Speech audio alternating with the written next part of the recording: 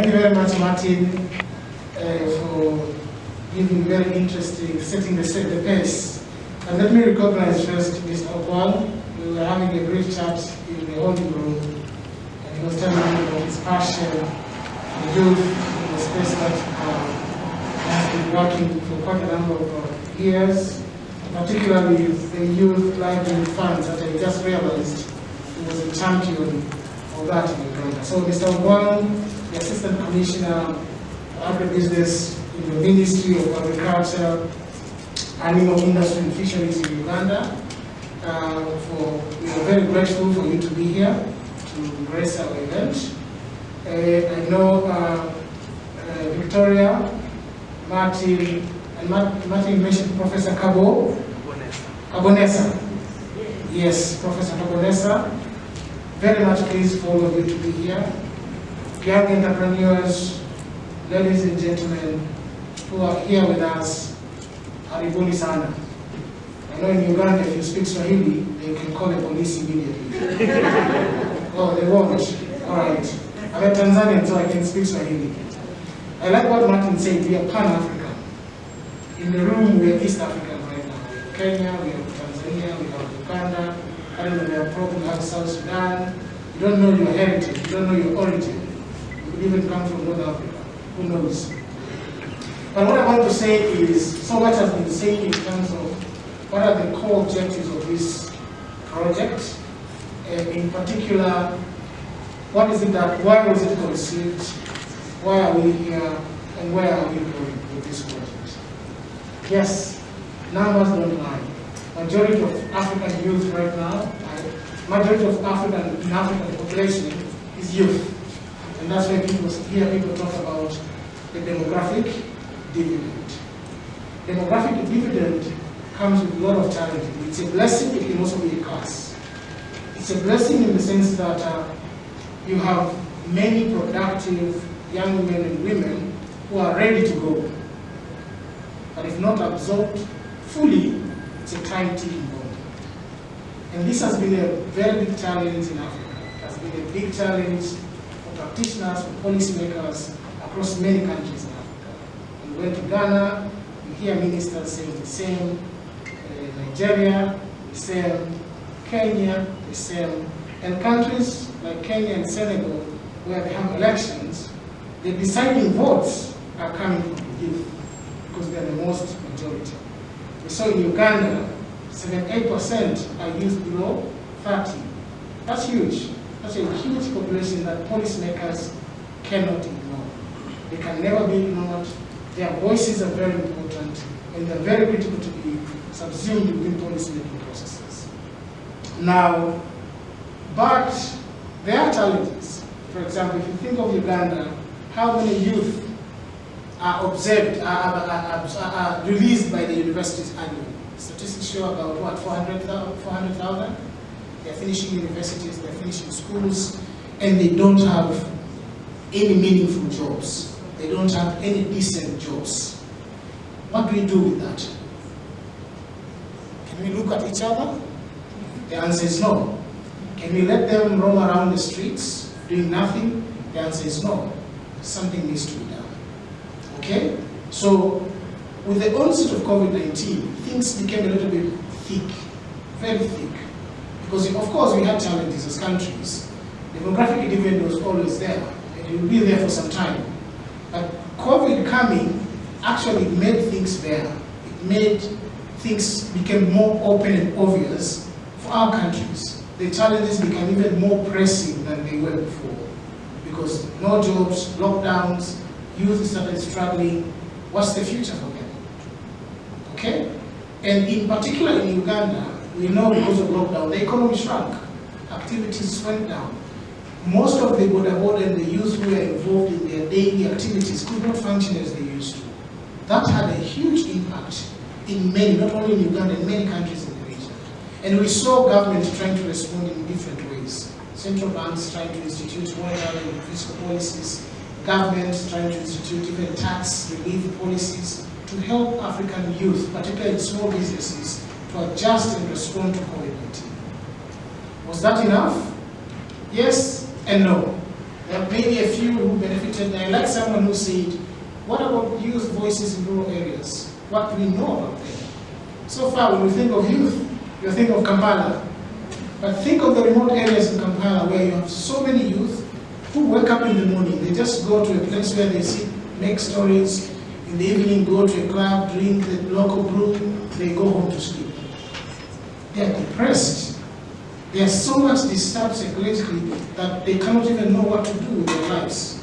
And these are the people that are also forgotten in the policy-making space. Where are their voices? How do we get to hear their voices?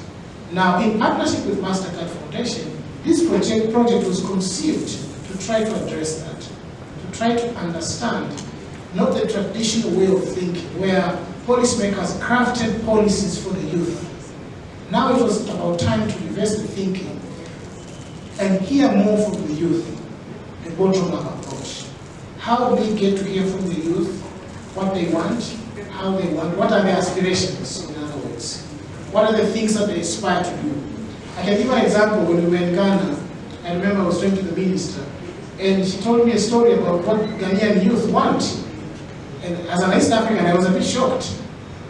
Because what Ghanaian youth wanted was contrary to what I believed to be what African youth, East African youth would want, ideally, with my East African perspectives. And that tells you there are different views, there are different nuances across different spectrums, across different sectors, across different countries, on what exactly youth want. We all have aspirations. But in a typical African setting, we don't even tend to choose our careers. If I ask you in this room, how many are pursuing the careers that they truly dreamed to actually pursue? What did you study and what are you doing now? You started sociology or in the banking sector. What are you doing in the banking sector? These are the challenges.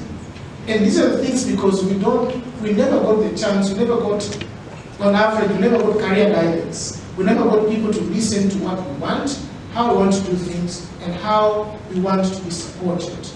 Now, this project is meant to address that gap. What are the, and its ramifications are here to stay. What are we going to do? So COVID is here to stay.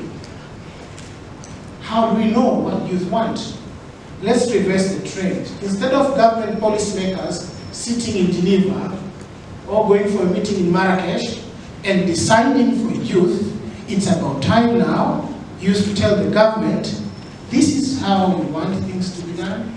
These are the things that we wish and we aspire to have in our lives, and this is how you can support us. Now, this project also is aiming at understanding, in this COVID, how do they survive? Because in American terms, they say survival of the fittest, right? And COVID was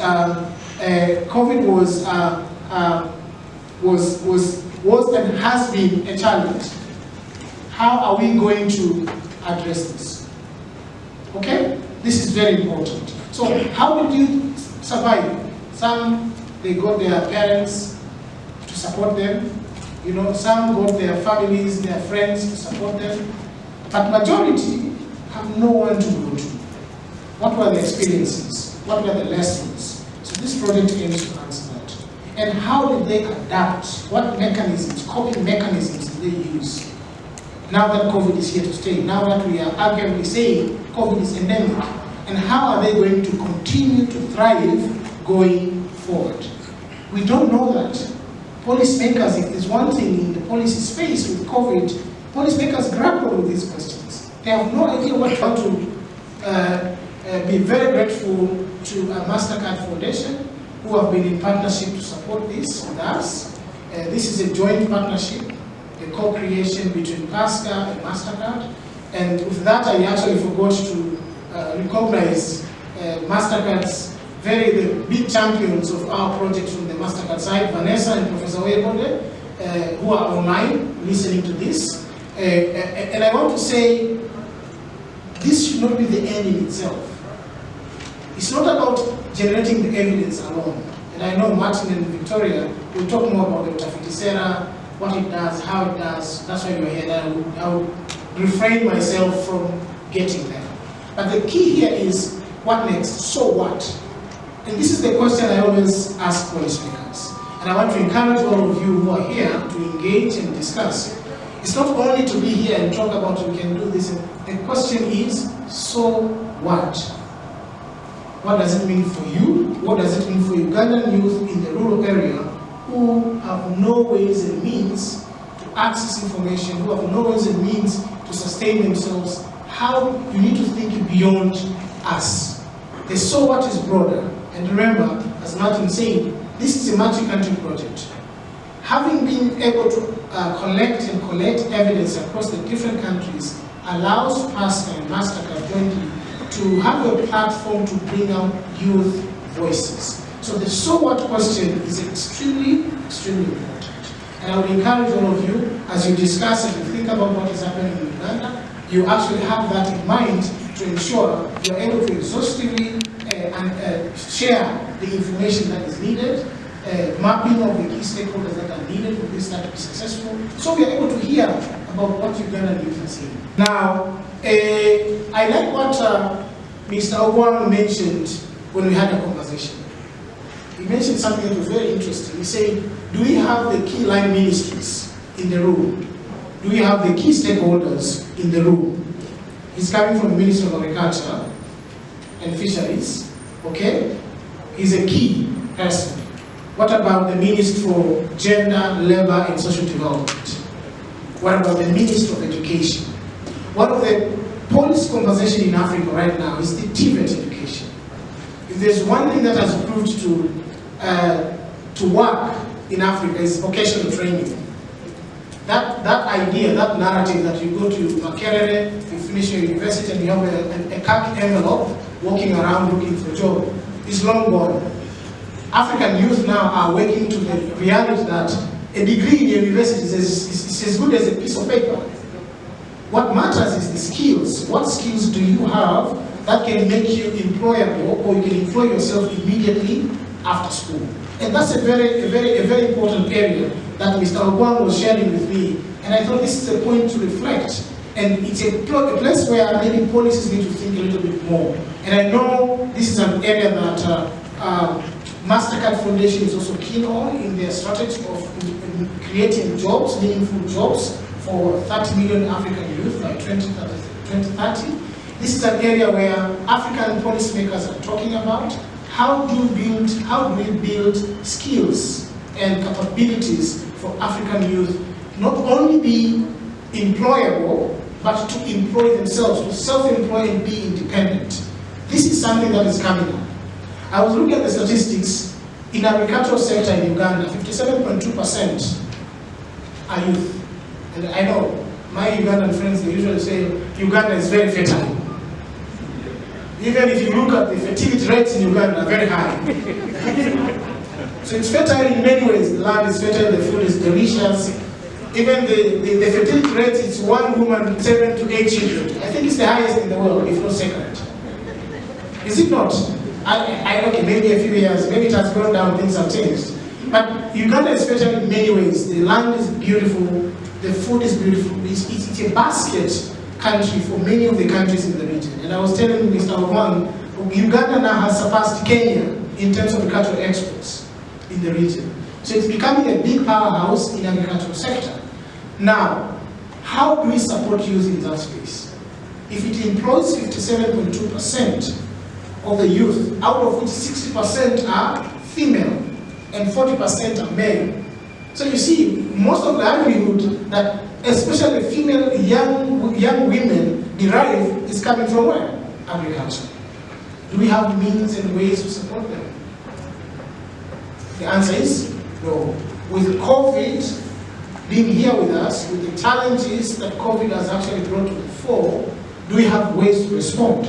So I would like to encourage all of you to think about these issues as you think about kicking off this project, as you think about Uganda. Don't think about yourself being here, being in a photo, being recorded in the meeting. Think about Ugandans who are not here.